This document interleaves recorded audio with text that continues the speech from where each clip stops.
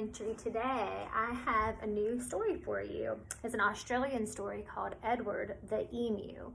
And there's a two-part series. This one is written by Sheena Knowles, illustrated by Rod Clement. And there is a sequel book to that I'll read next called Edwina the Emu. And so emu is the second largest living bird by height. And it can weigh up to 79 to 88 pounds. It's like the size of like a third grader. Big. And it is the largest native bird in Australia. So that's why it's really special to Australia. Edward the Emu.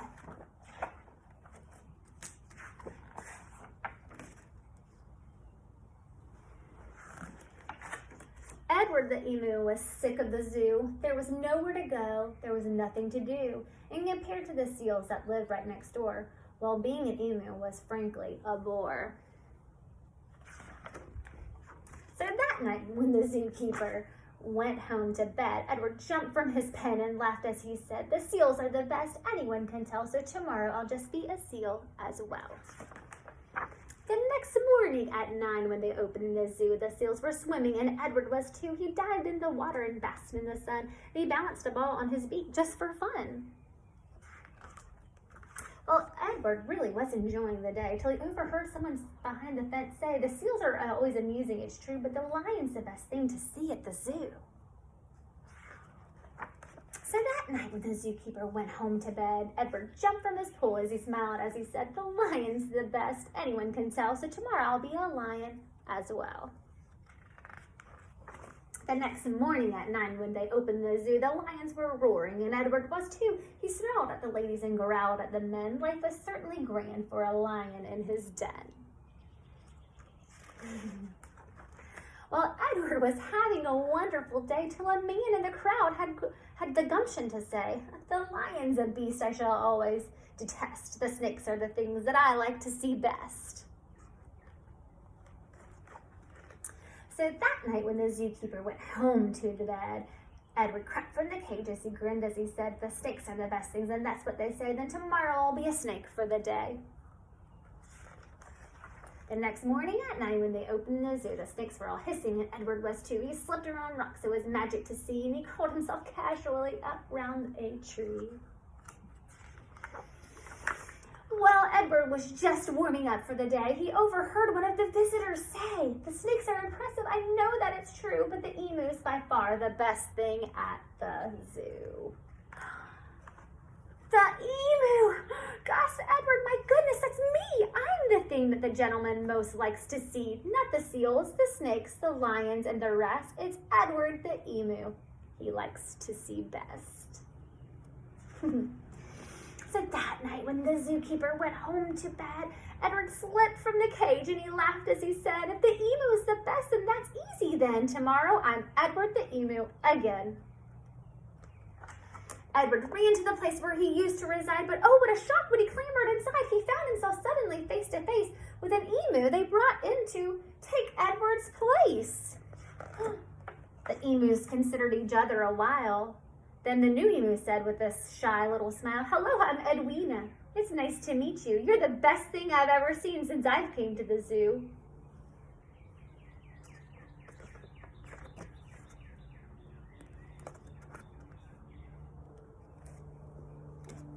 Now, Edwina the emu. So now we'll hear her story.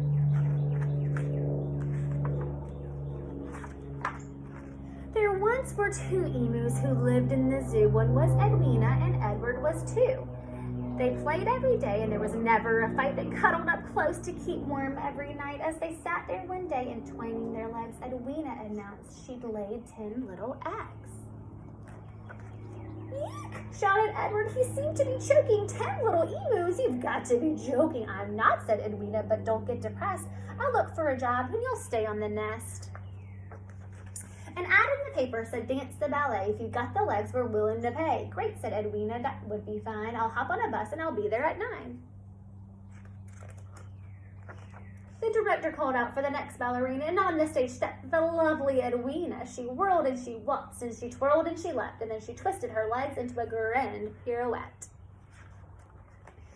Eek! The man shouted that he seemed to be choking, and an emu danced ballet. You've got to be joking. I'm not, said Edwina, but don't laugh at me. You'll find the right job soon. I'll find the right job soon. Just wait and see.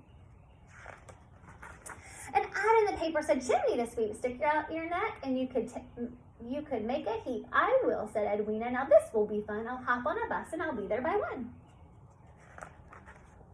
Up on the roof, the wind whistled about. I'm ready, the lady below shouted out. I'll be just a minute, Edwina called back, and she pushed till she popped through, bristled and black. Yeek, said the lady, you seem to be choking. She seemed to be choking, and an emu swooped chimneys. You've got to be choking. I'm not, said Edwina. Don't laugh at me. I'll find the right job soon. Just wait and see. The ad in the paper said, waiter required. If you're quick on your feet, you're sure to be hired. Yes, said Edwina, that's perfect for me. I'll hop on a bus and I'll be there by 3.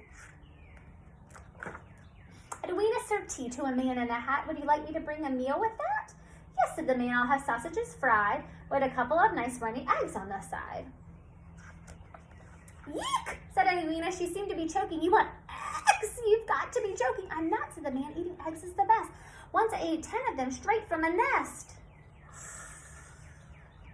Edwina ran out. She ran into the street. It was true when she said she was quick on her feet. Taxi, she cried. Take me home. Make it fast. I know what the right job for me is at last.